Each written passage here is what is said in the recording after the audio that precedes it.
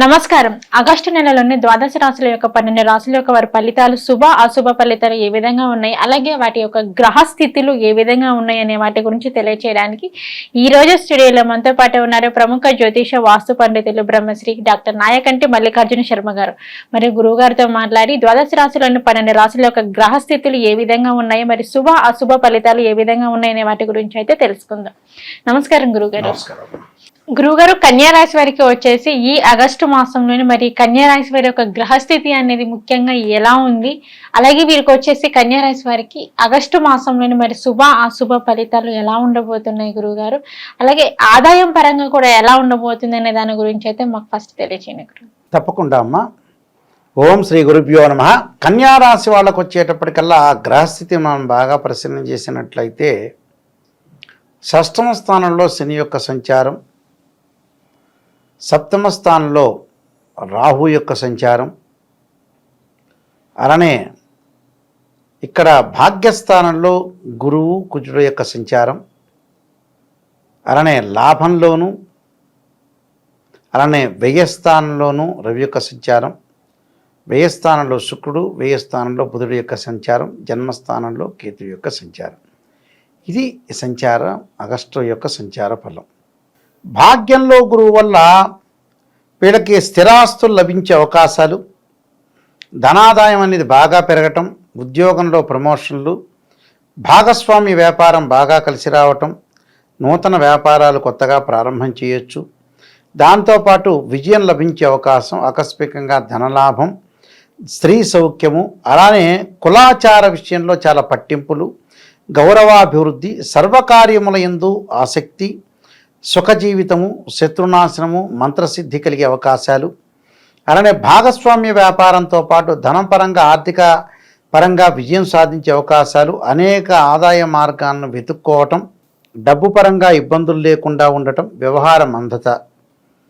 అంటే వ్యవహారం ఏది చేసినా కూడా వాళ్ళకి కొంత జాప్యము, కాలయాపన జరిగే అవకాశాలు, విరోధ భావాలు రాకుండా కాపాడుకోవాలి. స్థానచలనం అంటే ఒక చోట నుంచి ఒక చోటకి ఉద్యోగపరంగా మార్పులు ఉండొచ్చు, ఇళ్ల మార్పులు జరిగే అవకాశాలు ఉంటాయి, వ్యాపారాభివృద్ధి, సుఖ సంతోషములు, శుభకార్యము యొక్క నిర్వహణ అంటే శుభకార్యక్రమం యొక్క నిర్వహణ కూడా జరుగుతుంటుంది. అంటే శుభకార్యక్రమం నిర్వహణతో పాటు స్థిరాస్తుల్లో లాభాలు జరిగే అవకాశాలు ఉంటాయి. అంటే ఏదైనా సరే ఒక స్థిరాస్తి కొనటం, దానివల్ల లాభం కలగటం, ధనాదాయం బాగా పెరగటం, అంటే ధనాదాయం అనేది బాగా గ్రోత్ అవుతుంది, అంటే ఇన్కమ్ అనేది బాగా ఎక్కువగా గ్రోత్ అయ్యే అవకాశాలు ఎక్కువగా ఉంటాయి. దాంతోపాటు కార్యనాశనం అంటే ఏదైనా సరే మనం కార్యం తలపెడితే కూడా కొంత ప్రాబ్లమ్స్ వచ్చే అవకాశాలు ఎక్కువగా ఉంటాయి. దాంతోపాటు రోగం వృద్ధి అంటే రోగాల విషయంలో కొద్ది జాగ్రత్త ఉండాలి. దానికి కారణం ఏమిటి అని అంటే కన్యారాశి వాళ్ళకి షష్టమ స్థానంలో శని సంచారం ఉన్న పంచమ స్థానం యొక్క ప్రభావం వక్రస్థితి వల్ల ఏర్పడటం వల్ల స్థానచలనము, ఉద్యోగంలో మార్పులు, ఇళ్ళు మార్పులు, అలానే వ్యాపారపరంగా కొన్ని మార్పులు జరిగే అవకాశాలు ఎక్కువ ఉంటాయి. అలానే భాగ్యస్థానంలో గురువు వల్ల అనుకూలంగా ఉంటుంది, భాగ్యంలో కుజుడు వల్ల కొద్దిగా ప్రయాణాలు చేసేటప్పుడు కొద్దిగా అతివేగం కాకుండా ఉండటం అనేది మంచిది. దేశాంతరం వెళ్ళే అవకాశాలు ఉంటాయి. అంటే దేశాంతరం అంటే ఒక జిల్లా నుంచి ఇంకో జిల్లాకి మారచ్చు, ఒక రాష్ట్రం నుంచి ఇంకో రాష్ట్రం మారచ్చు, విదేశాలకు వెళ్ళే అవకాశాలు ఎక్కువగా ఉంటాయి. విదేశాలతో పాటు వీళ్ళకి ముఖ్యంగా మనం చూసుకునే విషయాల్లో ముందుగా చూస్తే అక్కడ ఆ దేశం యొక్క పౌరసత్వం ఉంటుంది, ఎక్కడో ఉంటారు, ఆ దేశం యొక్క పౌరసత్వం చూస్తారు. చూసిన తర్వాత గ్రీన్ కార్డు హోల్డర్స్ అంటారు, అంటే ఆ దేశం యొక్క పౌరసత్వం లభించే అవకాశాలు ఎక్కువ ఉంటాయి. అంటే ఆ దేశంలో రికగ్నైజ్డ్ గుర్తింపు వచ్చే అవకాశాలు ఉంటాయి. విద్యార్థులకు కూడా మంచి విశ్వవిద్యాలయాన్ని సీటు వచ్చే అవకాశాలు ఎక్కువగా ఉంటాయి. అంటే ఇవన్నీ కూడా వాళ్ళకి జరిగే అవకాశాలు ఎక్కువగా ఉంటాయి. అలానే విపరీతమైన కొంత భయాందోళన కలిగే అవకాశాలు ఉంటాయి. అంటే భయపడకూడదు, భయపడటం వల్ల కూడా కొన్ని ఇబ్బందులు కలిగే అవకాశాలు ఉంటాయి. కుటుంబంలో చిక్కులు రాకుండా తెలివిగా ప్రవర్తించే లౌకిక విధానంతో కొన్ని నిర్ణయాలు తీసుకోవాలి. ఆ నిర్ణయాలు కూడా కఠినాత్మకంగా ఉండాలి. ఆ నిర్ణయాలతో పాటు ఉద్యోగులు సహోద్యోగులతో సంబంధాలు అనేవి కొనసాగించాలి. సరైన నిర్ణయాలు సరైన సమయంలో సరిగ్గా తీసుకోవాలి, అప్పుడు మనకి మంచి జరిగే అవకాశాలు ఎక్కువగా ఉంటాయి.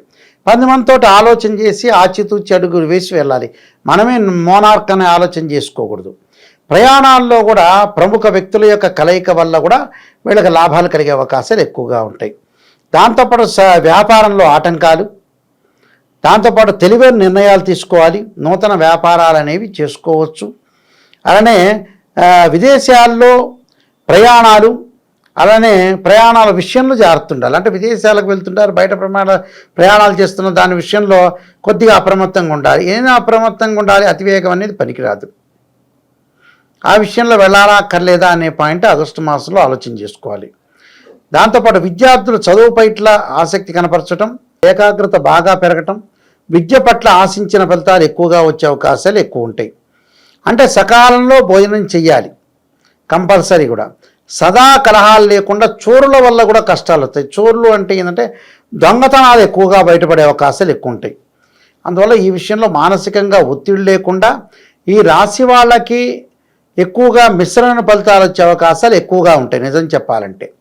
ఎందుకంటే గోచారం అనేది చాలా ఇంపార్టెంట్. అంటే బర్త్ చార్ట్లో అనుకూలంగా ఉంటే ఇవన్నీ కూడా ఓవర్కమ్ అవుతాయి. కానీ గోచారీత్యా మటుకు సర్వకార్యముల యందు జయం జరిగినా డబ్బు మటుకు మితంగా ఖర్చు పెట్టాలి. బంధువులతో విరోధం విషయంలో కానీ స్నేహితులతో కానీ కొద్దిగా లౌకికంగా ప్రవర్తన చేసి ముందుకెళ్తేనే మన జీవితం అనేది సక్సెస్ అయ్యే అవకాశాలు ఎక్కువ ఉంటాయి. విందులు, వినోదాలు, యజ్ఞయాగాది క్రతువులు, తీర్థయాత్రలు, యాత్రలు ఇలాంటి వాటిల్లో పాల్గొనే అవకాశాలు ఎక్కువగా ఉన్నాయి. అంటే స్త్రీల విషయానికి వచ్చేటప్పటికల్లా తోటి స్త్రీలతో గొడవలు జరుగుతుంటాయి. మరి ఎలా గొడవలు జరుగుతుంటాయి? ఆమె ఇదొకటి అంటుంది, ఈమె ఇదొకటి ఉంటుంది.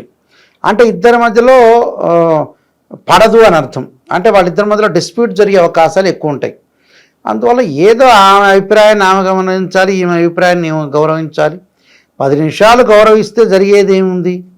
జరిగేది ఏం లేదు కదా. ఇప్పుడు జనాలకి ఏంటంటే కొంతమంది మూర్ఖం వ్యక్తులు ఉంటారు. సరే ఓకే అంటే వాళ్ళ జీవితం వాళ్ళు వెళ్ళిపోతూ, వీడి జీవితం వీడు వెళ్ళిపోతుంటారు. అది లౌకిక ప్రపంచం. లౌకిక ప్రపంచం అంటే ప్రతివాడు మన మాట వినాలని రోజు లేదు. బ్రహ్మగారి మ్యానుఫ్యాక్చర్ డిఫెక్ట్ కూడా ఉండొచ్చు ఈ మనుషులకి. చదువుకి దానికి ఎప్పుడు కూడా సంబంధం లేదు. చదువుకున్నవాడు తెలివిగలవాడని, చదువులేని వాడు తెలివి తక్కువడని చెప్పడానికి వీల్లేదు. ఎవరైనా కూడా ఆ రెండిటికి ఆ స్తంభానికి కట్టిన వ్యక్తులే అవుతారు వీళ్ళందరూ కూడా. వాళ్ళు ఏమిటంటే బ్రెయిన్ మెచ్యూరిటీ లెవెల్స్ కొంతమందికి మాత్రమే ఇస్తారు భగవంతుడు. అంటే భగవంతుడు ఏ అప్రమత్తంగా ఉండి వీళ్ళ బొమ్మను తయారు చేశాడు, లేకపోతే బయాలజికల్ ప్రాసెస్ ప్రకారం ఇలా జరిగిందో తెలియదు. కానీ బట్ మ్యానుఫ్యాక్చర్ డిఫెక్ట్ అయితే ఉంది. అందువల్ల కొంతమంది బుద్ధిహీనత ఉన్న వ్యక్తులతో మనం మాట్లాడకపోవటం అనేది చాలా మంచిది. అంటే కాలం కలిసి రాలేదంటే కాలం కాదు, నిజంగా మనుషులు కలిసి రావట్ల. కాలం బాగానే ఉంది, వర్షాకాలం వస్తుంది, వానాకాలం వస్తుంది, ఎండాకాలం వస్తుంది, కొన్ని కాలాల్లో మార్పులు సహజంగా జరుగుతాయి. కానీ మనిషి మంచివాడు కాలేకపోతున్నాడు. మనిషి మంచివాడు కాలేకపోవటం వల్లనే అనుమానాలు ఎక్కువ వస్తుంటాయి. ఎవరిని నమ్మకుండా ఉండే అవకాశాలు ఎక్కువగా ఉంటాయి. అందువల్ల వీళ్ళు ఎవరిని నమ్మకూడదు, నమ్మినట్టు నటించాలి మాత్రమే. కొన్ని పరిహారాలు చేసుకుని ముందుకు వెళ్ళాలి. గురుగారు, మరి కన్యా రాశి వారికి వచ్చేసి ఆగస్టు మాసంలోని మరి వీరికి ఆదాయం పరంగా ఇంకా ఏమైనా కలిసి రావాలి అనుకున్నా కానీ, లేదంటే ఏమైనా కొత్తగా వీరి పనులు ప్రారంభించాలి అంటే సో అలాంటి సమయంలోనే ఎటువంటి పరిహారం చేసుకొని వీరు చేస్తే బాగుంటుంది అంటారు? కాలవ భైరవాష్టకం అనే మంత్రం ఉంటుంది. అంటే కాలవ భైరవాష్టక మంత్రాన్ని చక్కగా స్తోత్ర పాలనం చేయాలి, కాలభైరవుణ్ణి ఆరాధన చేయాలి, అలానే హనుమాన్ చాలి స్తోత్ర పాలనం చేయాలి. అంటే ఆంజనేయ స్వామి యొక్క ఆరాధన చేయాలి. మంగళవారం తమలపాకులతో పూజ చేయాలి. ఆంజనేయాయుధే వాయుపుత్రాయుధమే తన్నో హనుమత్ ప్రచోదయాత్ అనే మంత్రాన్ని చక్కగా చదువుకోవటం చేయటం వల్ల వీళ్ళకి మంచి ఫలితాలు వచ్చే అవకాశాలు ఎక్కువగా ఉంటాయి. అలానే నీలాంజన సమాభాసం రవిపుత్రమాగ్రజం ఛాయామార్తాండ సంభూతం తం నమామి శనీశ్వరమని శనీశ్వర యొక్క మంత్రం శనివారం రోజున, ఆదివారం రోజున అర్ధకాయం మహావీరం చంద్రాదిత్యం అర్ధనం సింహకా గర్భ సంభూతం తం రాహుం ప్రణమామ్యం అనే మంత్రాన్ని కూడా చక్కగా చదువుకుంటే వీళ్ళకి సత్ఫలితాలు పొందే అవకాశం ఖచ్చితంగా ఉంటాయమ్మా. ఓకే గురువు గారు, కన్యా రాశి వారికి వచ్చేసి ఆగస్టు మాసంలోనే మరి వీరికి ఫలితాలు, అలాగే వీరి యొక్క గ్రహస్థితి కూడా ఏ విధంగా ఉంది ఏంటి అనే వాటన్నిటి గురించి అయితే మాకు తెలియజేశారు. ధన్యవాదాలు గురువు.